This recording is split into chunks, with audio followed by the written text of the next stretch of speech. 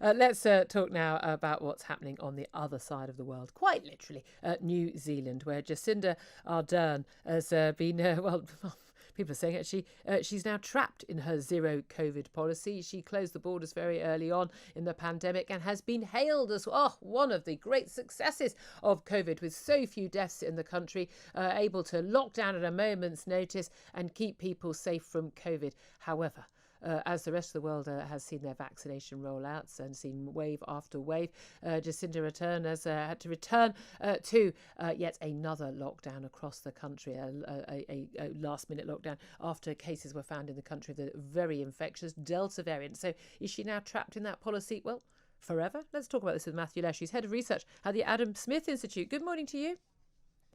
Good morning, Julia. Thank you very much indeed. People will recognise from your accent that you are from the other side of the world, if not New Zealand. But I always thought that New Zealand's approach on this was crazy. I don't think you can shut your borders forever and ever. They were lucky that a vaccination did get invented and brought to the market as quickly as it was, and yet they've still not used the vaccination rollout as a way of reopening their country. What do you make of what she's done? Look, I think that's absolutely right, Julia. What New Zealand did last year for them made a lot of sense. They were able to shut their borders, do good contact tracing, really eliminate the virus altogether. That only made sense in 2020 without the context of having vaccines. And now we're in a world with vaccines, with the rest of the world getting on with their lives. New Zealand's been plunged into lockdown after the emergence of a single case and then subsequently 30 more cases across the country in an potentially extended lockdown for Auckland, if not wider. And for all the screams of slay Queen Jacinda, for all the love of her ability to protect her people, she's ultimately failed when it comes to the mission of vaccinating her population. Just 1 in 5 New Zealanders are fully vaccinated. That means an extremely vulnerable population to COVID. And when it inevitably slips in, you end up back in lockdowns repeatedly. And that's it. I mean, it goes on forever, doesn't it? I mean, Australia also followed the same policy, and of course, quarantine to get into the country. New Zealand's closed their borders to Australia because of an arrival, they believe, from Sydney that brought this variant in. But this is the issue, isn't it? This sort of almost fetishization, which you've written about this article today, of the zero COVID and effectively zero risk.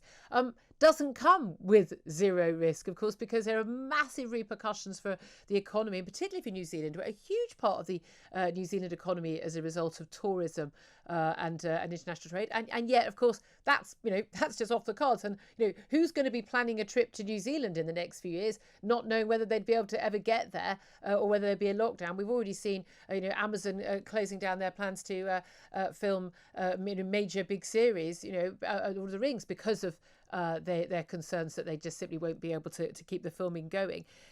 But the policies she's pursuing have been very popular. I mean, the people of New Zealand think she's a hero.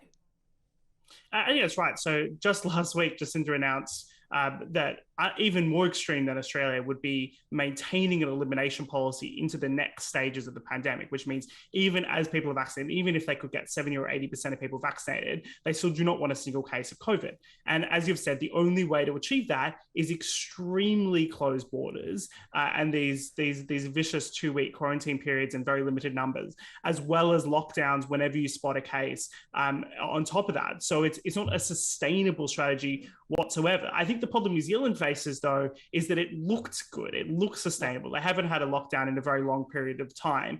And as of last week, everything looked very rosy. But, the pandemic giveth, the pandemic taketh away just as quickly as she's made this big claim that we can maintain zero COVID indefinitely. We're seeing the contradictions in that strategy play out and the costs of that strategy to people, be it in the tourism industry, be it in your ability to connect with your relatives overseas, be it education and trade and business. It all depends on people being able to move around the world. And look, I once saw New Zealand as a very open country, welcoming of outsiders, but that's really not the country we're seeing today. They're seeing very closed and very backwards facing. At least Australia, which has also been Fortress Australia, East Australia, their Prime Minister saying, look, we're going to reopen in 2022 because they understand the economic realities. But this is a problem because of low death rate and because people are not going, I could die of this virus tomorrow, because it's not really largely in the country. There hasn't been that take-up of vaccination. You also don't have the herd immunity that we've seen, say, in Sweden, and actually among many young people here in Britain, where when COVID has been widespread in the community.